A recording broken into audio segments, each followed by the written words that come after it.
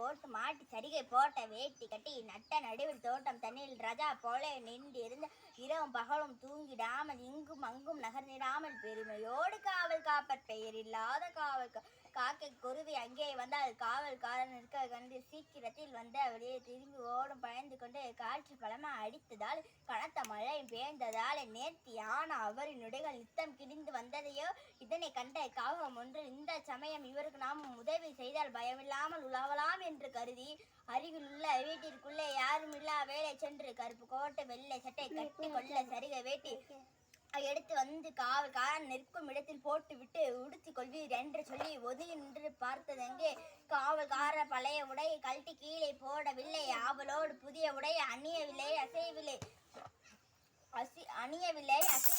உடனே காகம் அருகில் சென்று உற்று நல்லாய் பார்த்த பெண்ணன், அடடே, இந்த காவல்காரர் யாரோ என்று நினைத்தேனே.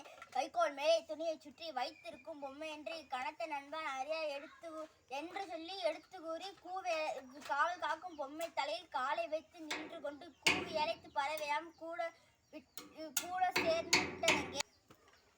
இப்பாடலை பாடவர் அளவில்லைப்பா. கனிஷ்கா 4ஆம் வகுப்பு.